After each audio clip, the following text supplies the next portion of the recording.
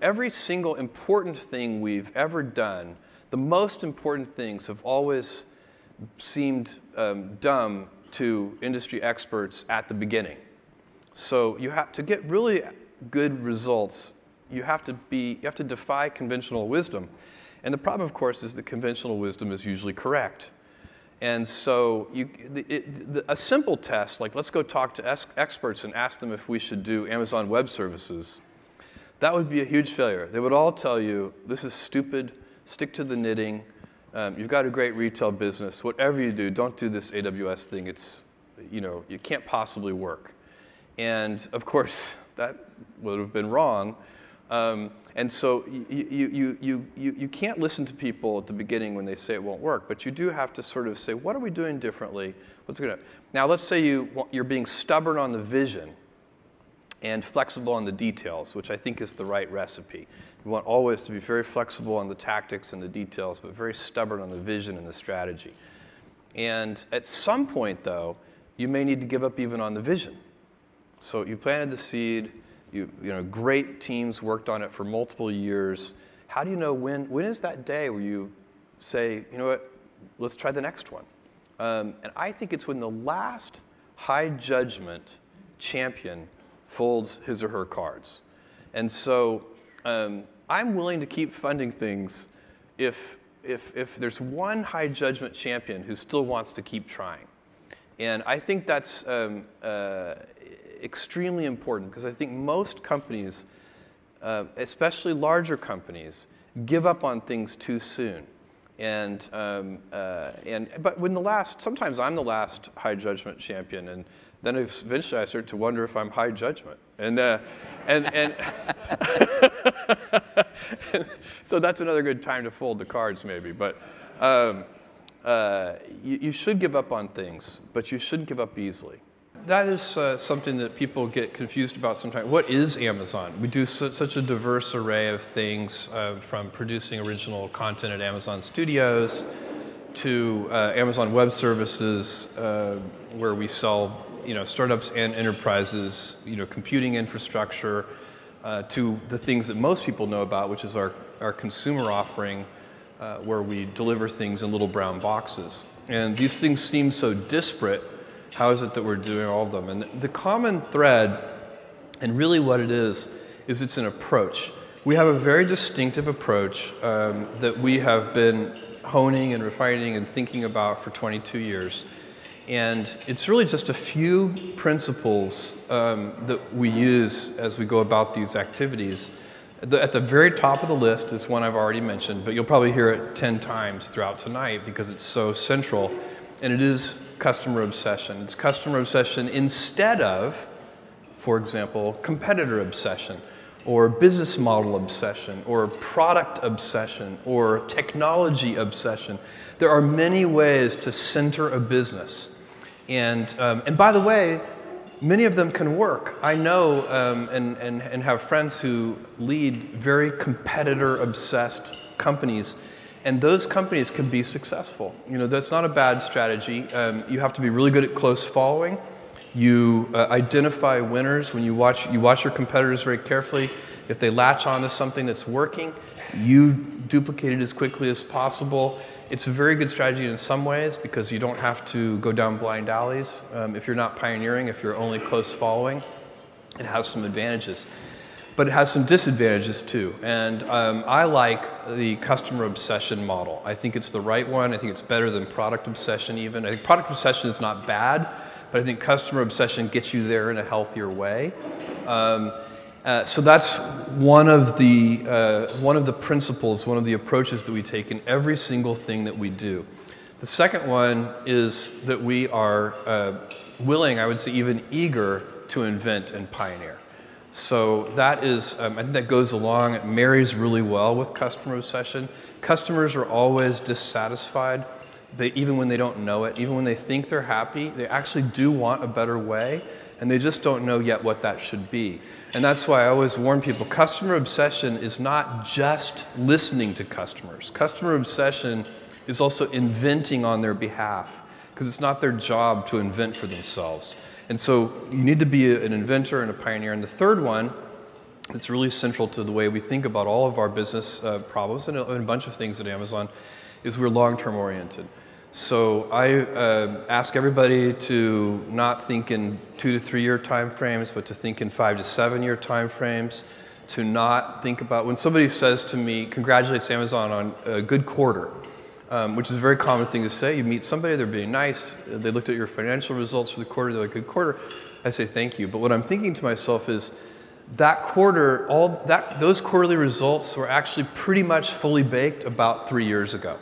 And so like today, I'm working on, you know, a quarter that is going to happen in 2020, not next quarter. Next quarter, for all practical purposes, is done already, and it's probably been done for a couple of years.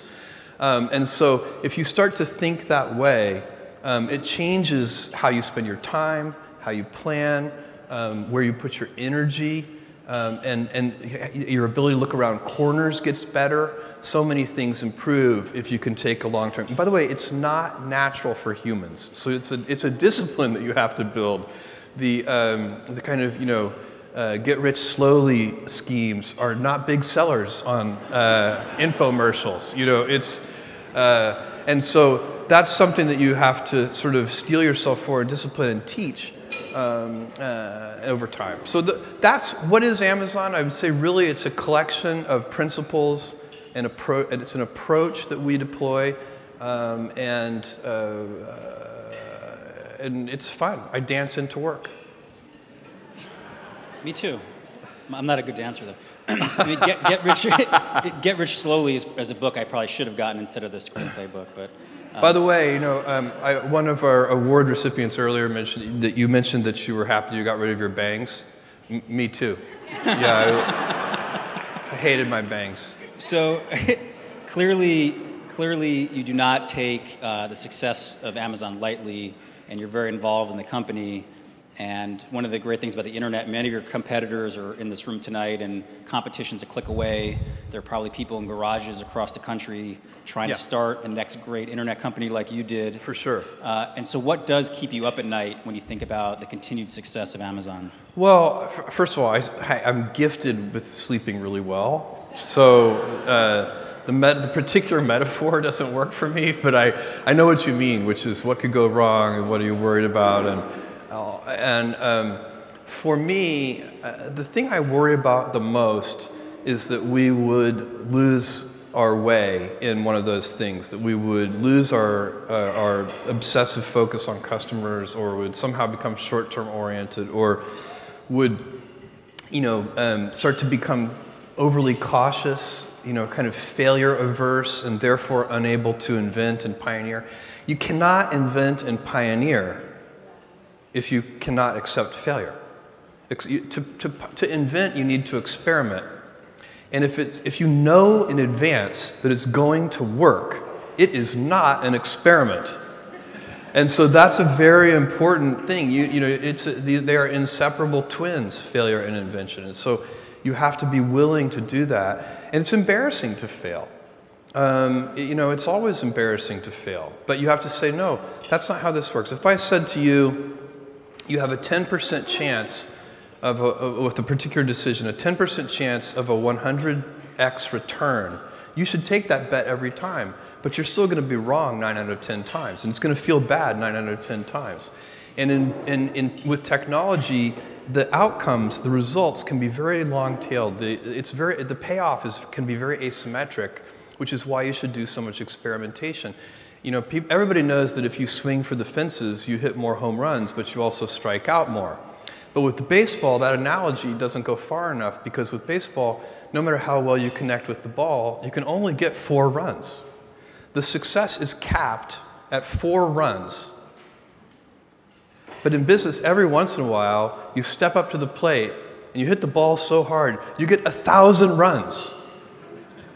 And so when you have that kind of asymmetric payoff, and you know one at bat can get you 1,000 runs, it encourages you to experiment more. It's the right business decision to experiment more. It's also better for your customers. Customers like the successful experiments. By the way, this is a giant misconception in a lot of young entrepreneurs, inexperienced entrepreneurs that they meet. one of the things that is very fashionable right now is to talk about how disruptive their business plan is going to be. And, but invention is not disruptive. Only customer adoption is disruptive. At Amazon, we've invented a lot of things that customers did not care about at all. And believe me, they were not disruptive to anyone.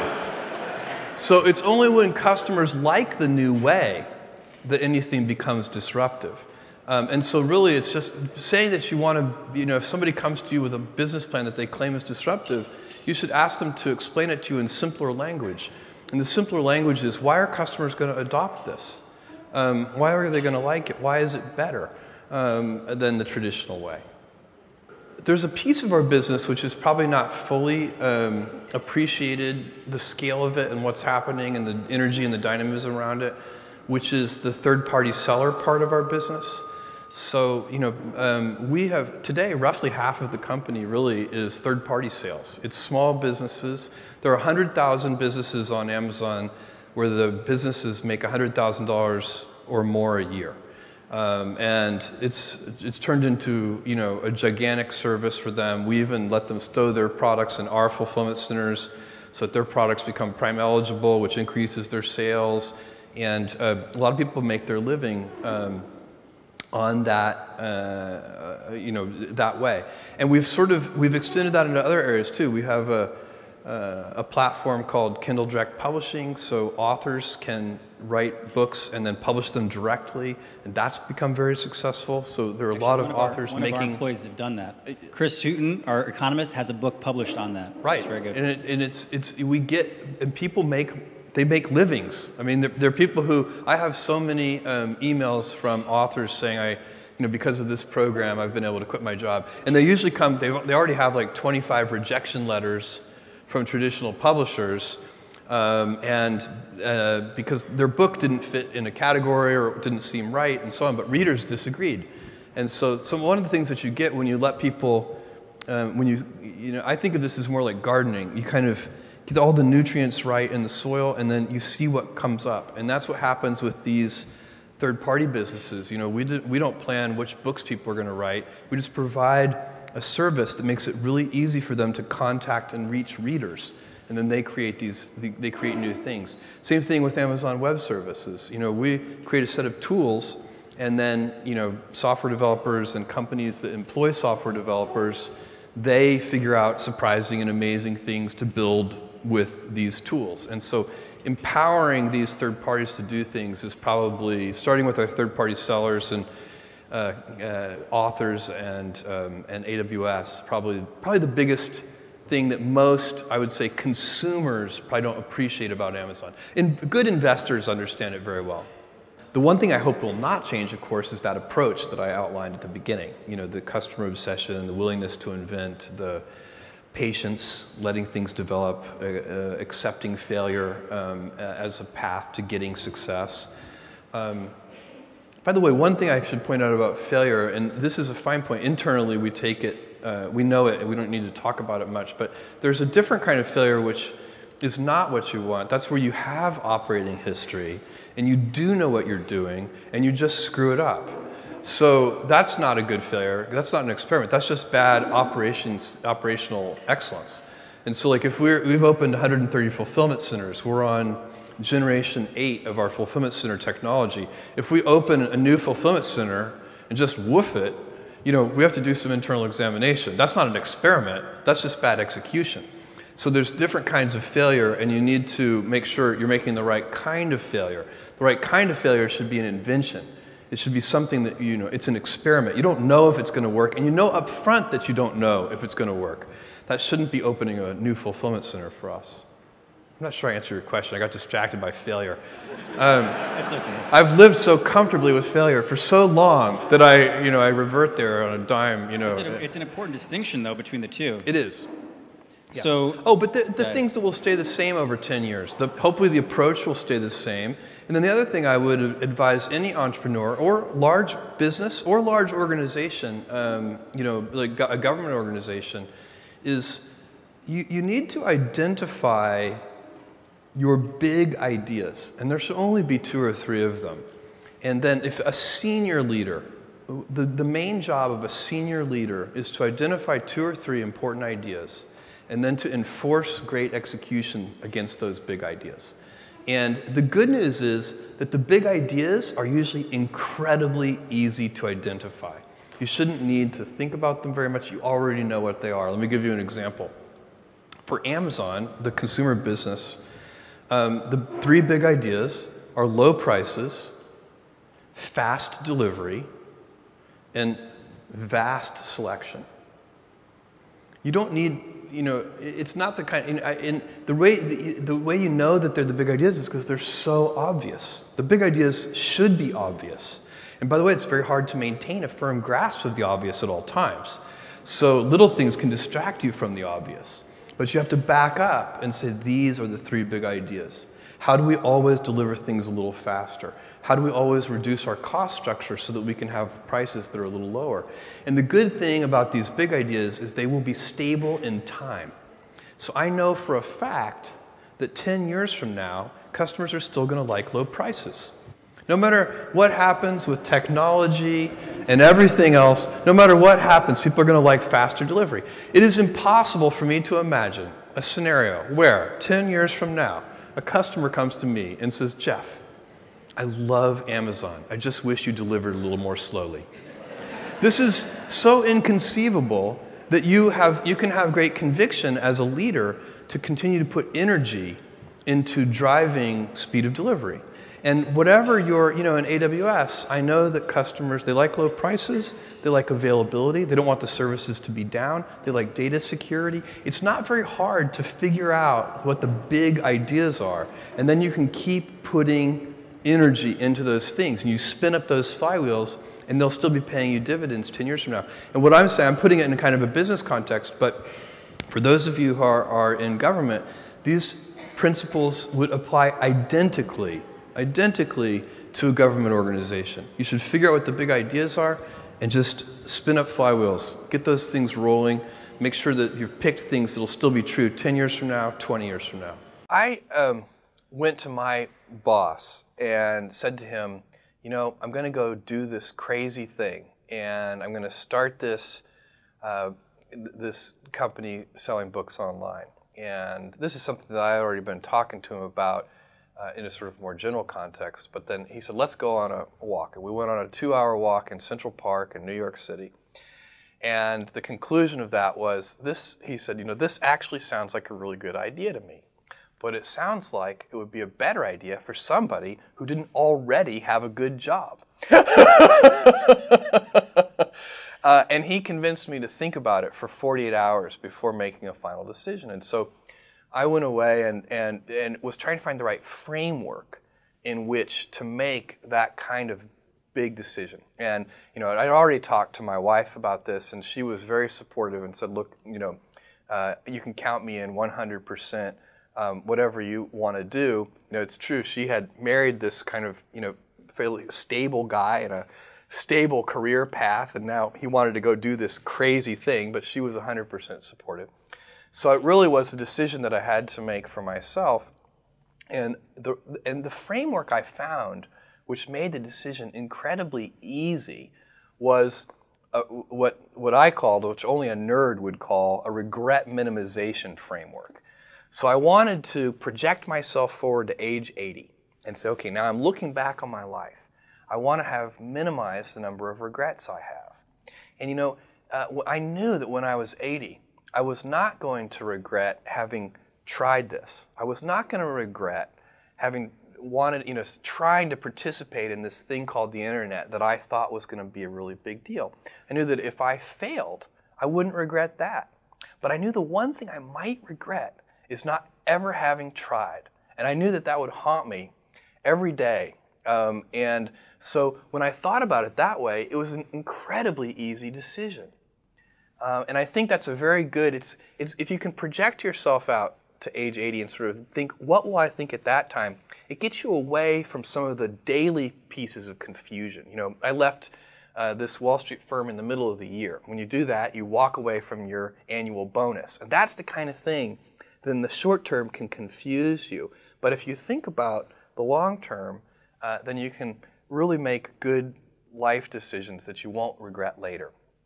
Most regrets, by the way, are acts of omission and not commission.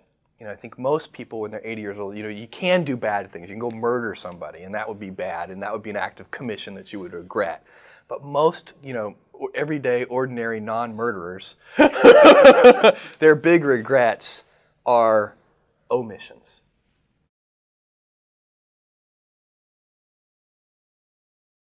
Well, that blank sheet of paper stage is one of the hardest stages, and one of the reasons it's hard is because at that stage there's nobody counting on you but yourself.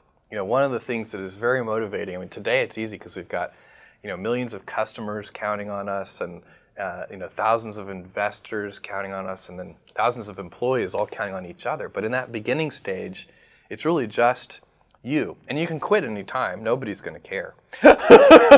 And so you set about doing the simple things first. So you want to start a company. Well, the first thing you do is you should write a business plan. And so I did that. I wrote about a 30-page business plan. I wrote a first draft. In fact, I wrote the first draft on the car trip from the East Coast to the West Coast.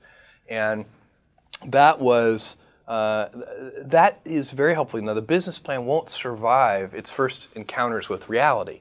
It will always be different. The reality will never be the plan. But the discipline of writing the plan forces you to think through some of the issues and to get sort of mentally comfortable in the space. Then you start to understand, if you push on this knob, this will move over here, and so on. And so that's the first step. Tried to get a lot of the little housekeeping details done even before we arrived in Seattle. Called an attorney, actually. I called a friend who lived in Seattle, asked if he recommended an attorney. He said yes, he recommended his divorce lawyer. But that's who we used. It was a general practitioner and a small guy, a sort of small sole practitioner. He incorporated the company. He asked me on the cell phone, what name would you like the company incorporated under? I said, Cadabra, as in abracadabra. And he said, cadaver? And I knew then that was not going to be a good name. So we went ahead and incorporated it under that name. We changed it about 3 months later. I stopped in San Francisco and interviewed vice presidents of engineering because that was going to be an important long lead time item. We needed to build the technology that would run the store. And found the person who turned out to be the most important person ever in the history of Amazon.com on that trip, a guy named Shel Kappan, who built all of our early systems with help from others, but he really sort of architected them and engineered them and just did a fantastic job. So that so the initial hiring, writing the business plan, the initial hiring, getting the company incorporated. All these are, they're very, in a way, they're sort of, simple, almost pedestrian tasks, but that's how you start, one step at a time. The first sort of initial startup capital for Amazon.com came primarily from my parents, and they invested a large fraction of their life savings in what became Amazon.com. And, that is was a very bold and trusting thing for them to do because they didn't, my dad's first question was, what's the internet? Okay, so he wasn't making a bet on this company or this concept. He was making a bet on his son, as was my mother. So, and I told them that I thought there was a 70% chance that they would lose their whole investment, which was a few $100,000. And they did it anyway, and I thought I was giving myself triple the normal odds because there's really if you look at the odds of a startup company succeeding at all, it's only about 10%. Here I was giving myself a 30% chance. Startup companies need early planetary alignment because there are so many things that can go wrong. And when we launched that store in July of 1995, we were shocked at the customer response. Literally in the first 30 days, we had orders from all 50 states and 45 different countries. And we were woefully unprepared from an operational point of view to handle that kind of volume. And in fact, we quickly expanded. We talked to our landlord, and we expanded into a 2,000 square foot basement warehouse space that had 6-foot ceilings.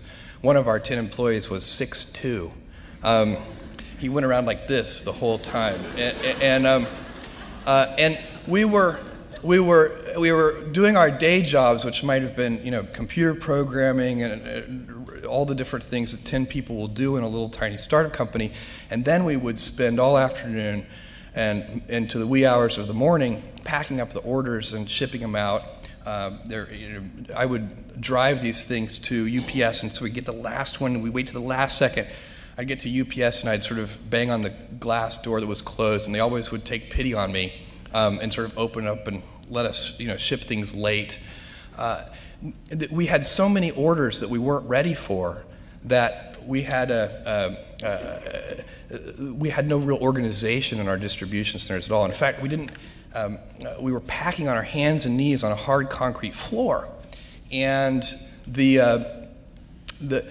I remember, just to show you how stupid I can be, my only defense is that it was late, but we were packing these things, everybody in the company, and I had this brainstorm, and as I said to the person next to me, this packing is killing me, my back hurts, this is killing my knees on this hard cement floor, and the person said, yeah, I know what you mean. And I said, you know what we need? This is my brilliant insight. We need knee pads. I was very serious. And this person looked at me like I was the stupidest person they'd ever seen. They're like, I'm working for this person. This is great. And said, what we need is packing tables. And I looked at this person, and I thought that was the smartest idea I'd ever heard. The next day we got packing tables, and I think we doubled our productivity. That early stage, by the way, of Amazon.com, where we were so unprepared, is probably one of the luckiest things that ever happened to us, because it formed a culture of customer service in every department of the company, every single person in the company, because we had to work with our hands so close to the customers, making sure those orders went out, really set up a culture that served us well. And that is our goal, to be Earth's most customer-centric company. A second round of fundraising about a year later or so, we raised $1 million, and I had to talk to about 60 different people. This is angel investors, so venture capitalists were totally uninterested. And this was a time, it wasn't like what people think of today. And in 1998 and 1999, you could raise $60 million for an internet idea without a business plan, with a single phone call. It was a very different era. But back in 1995, it was very difficult to raise money. And by the way, it wasn't more difficult than it had been for the previous 20 years to raise money. It just was sort of normally hard. It's supposed to be hard to raise $1 million.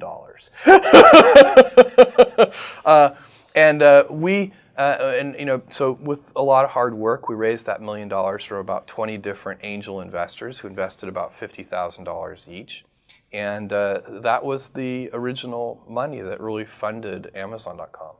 Once you are looking at the odds in a realistic way, it's very important for entrepreneurs to be realistic. And so if you believe on that first day, while you're writing the business plan, that there's a 70% chance that the whole thing will fail, and then that kind of relieves the pressure of self-doubt. I mean, it's sort of like, I don't have any doubt about whether we're going to fail. That's the likely outcome.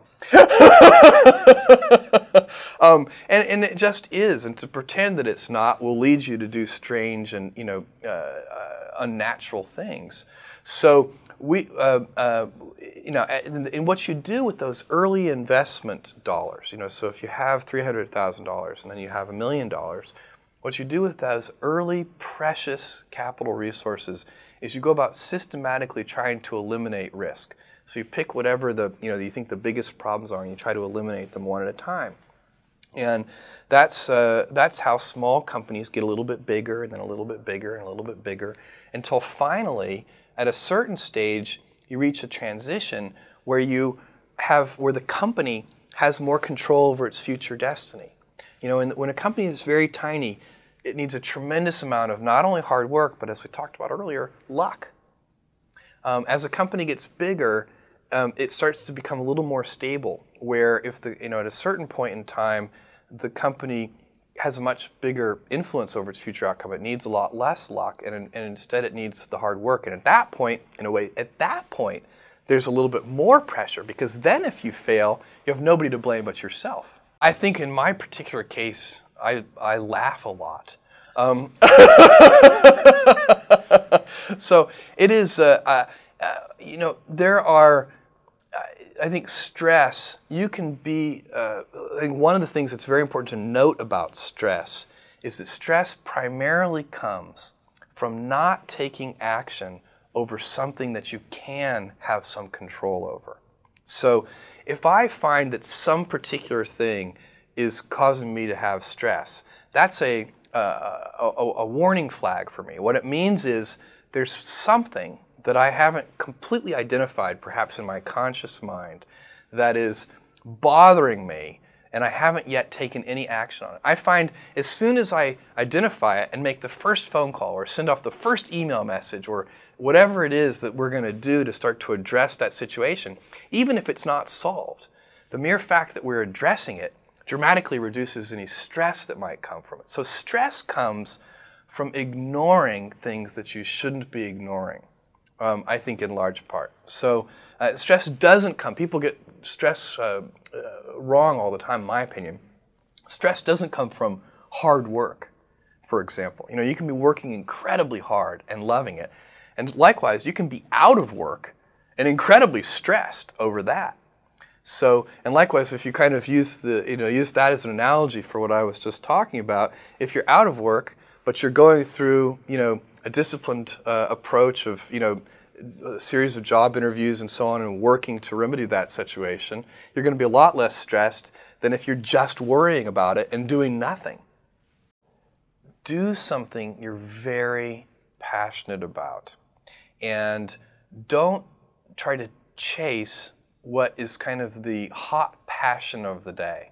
I think we actually saw this, I think you see it all over the place in many different contexts, but I think we saw it in the internet world quite a bit, where at the sort of peak of the sort of internet mania in, say, 1999, you found people who were very passionate about something. They kind of left that job and decided, I'm going to do something in the internet, because it's it was almost like the the 1849 gold rush in a way. I mean, you find that people, if you go back and study the history of the 1849 gold rush, you find that at that time everybody who was within shouting distance of California was, they might have been a doctor, but they quit being a doctor and they started panning for gold.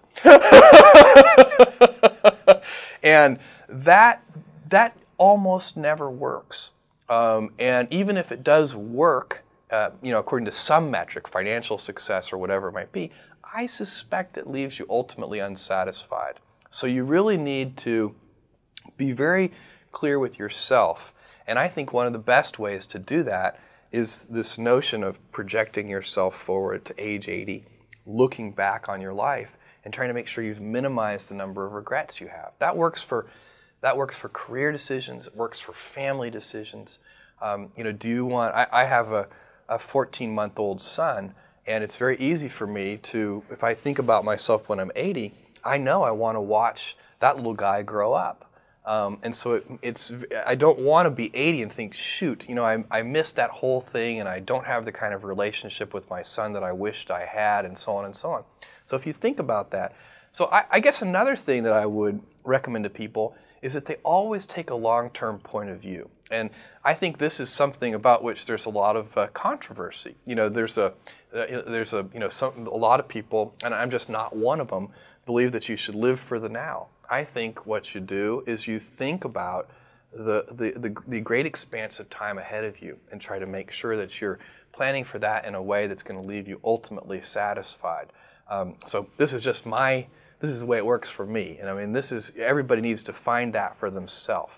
So I think there are a lot of paths to satisfaction, and you need to find one that works for you. I believe that the number one factor behind our growth and ability to cope with that growth is our focus on customer experience. And we've been completely obsessive about this. I tell folks inside Amazon.com to be anal retentive about this, but not orally fixated. I think that would be going too far. And we've demonstrated that we do a good job with this. One of the statistics that I'm most proud of is that 63, even with this high rate of new customer growth, more than 63% of the orders we receive every day are from customers who've purchased from us in the past. And those people, one of the things that businesses have to understand, if there's one thing that we have learned and that we can teach others about how to do business online, it's that word of mouth is dramatically accelerated online. This is because there are things like Usenet news groups and listservs where people can communicate with others very, very powerfully. The internet is like a big megaphone for these folks. And so in this environment, in this new world, if you make a customer unhappy, as we occasionally do, they don't tell a few friends, they tell 5,000 friends. And likewise, of course, that can work in your advantage. If you turn a customer into an evangelist, they will also tell 5,000 friends. So you just get this accelerant in both directions on word of mouth. Now what this means for a business is that the balance of power shifts away from the business and toward the consumer. I don't think anybody in this room can argue that that's a bad thing. That's a great thing. It does mean that the business, the merchant, has to operate in a slightly different way. And what it means in particular is that you have to, let's say if in the previous world you had to put, let's say, 30% of your energy, dollars, focus, attention on building a great customer experience, and then you put 70% of your energy and focus and dollars into shouting about it. I believe online you invert those. It's still important to shout, but I think you should put 30% of your energy into shouting and 70% of your energy into building the best possible customer experience. Now you have a huge, great thing online that helps you develop this customer experience. And that is that customers give you feedback. I believe in the 3.5 years that we've been doing business online, we've probably gotten more feedback from our customers than most businesses have gotten in 30 years. And the reason that happens is because there's something strange about email, which is how we receive almost all of our feedback. And that is that email turns off the politeness gene in the human being. And this is a wonderful thing. I recommend to restaurants that they put their email address prominently on their menu. Because everybody in this room, I suspect most of you, if you're like me at least, when you have a bad meal at a restaurant, you don't tell them because it's so unpleasant. You just leave and never come back. But by email, people have a certain amount of bravery, so they tell you the truth about your service. And customer experience is end-to-end. It starts from when people first visit the website to when they get the package. Is the website easy to use? When you get the package, is it the right stuff? Is it in good condition? And even, is the packaging easy to open? A couple of years ago, when we used a different packaging method than we do today, I got an email message from an 80-year-old woman who said, "I love your service. I use it all the time. But I do have to wait for my son to come over to open the packages." He said, you need a crowbar to get through your packaging material. Could you do something about this? And so that kind of feedback from customers is very helpful in trying to modify and improve a service. In the spring of 1994, I was working at a very specialized kind of investment firm in New York City called D.E. Shaw & Co. It was a quantitative hedge fund. The computers made all the trading decisions. And I came across this startling statistic that web usage was growing at 2,300% a year. This is very unusual. Things don't grow this fast. And it was one of these weird quirks of mathematics that you could know the growth rate without knowing the baseline usage. But you could tell anecdotally that the baseline usage wasn't trivial. And anything that doesn't have trivial baseline that's growing 2,300% a year is kind of invisible today and ubiquitous tomorrow. So the question was, what kind of business plan could one concoct that might make sense in the context of that rapid growth? And I made a list of 20 different products and force ranked those, looking for the first best product to sell online. And I started with a list of mail order products. You know, apparel is a huge mail order product. Books actually are a fairly small mail order category, and the fraction that is mail order is mostly membership clubs. So, but somehow books went from being at the bottom of the list, or almost at the bottom, it percolated up to the very top. And the reason was that books are incredibly unusual in one respect, and that is that there are so many items in the book category. There are more than 3 million different books active and in print around the world in all languages. And with that, the number 2 category, by the way, is music. There are about 300,000 active music CDs. With that huge diversity of products, you could build a store online that simply could not exist any other way. You could build a true superstore with exhaustive selection. And customers value selection. It's been demonstrated over and over again in all sorts of industries and formats. So what you could do in the book space is create dramatic value for the customer through this proposition of selection. And that's what we did. The largest physical stores, superstores, are about 170,000 titles, and there aren't that many that are that big. So that was the main reason. There were some other reasons, but that was the primary one. Having made that decision, I had a tough decision. I had to decide to leave D.E. Shanko, and I had a 2-hour walk in Central Park with my boss, who said, "This sounds like a good business plan, and I support you, but you should know that it would be a better business plan for somebody who didn't already have a good job."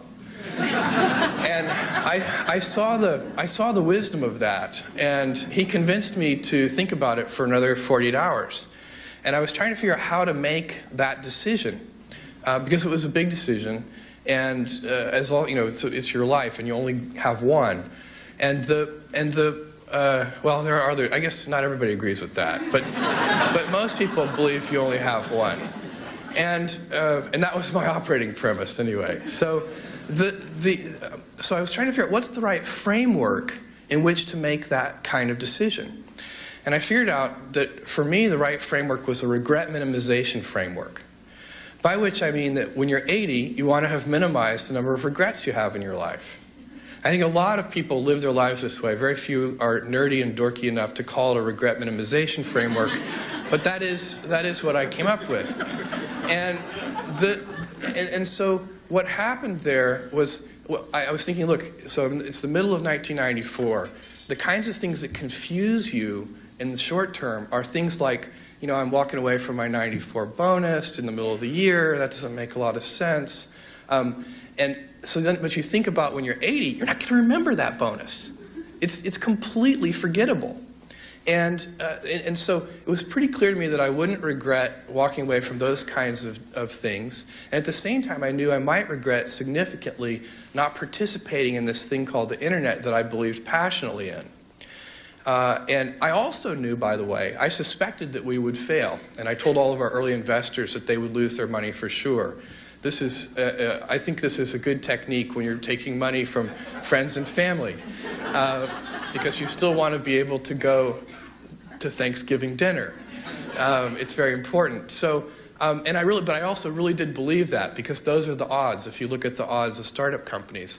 But I knew that I wouldn't regret trying and failing, and that I might regret not trying.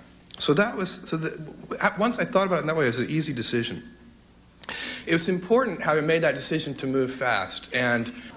But things were different than we had expected. So when you're starting something like this, the hardest part usually with doing something that's totally new for consumers is that they don't adapt to the new habit. You know, no matter how convenient it is, even if they have web access on their desk, they don't think about swiveling to their desk and ordering a book. They do what they've always done, which is stop on the way home and buy a book.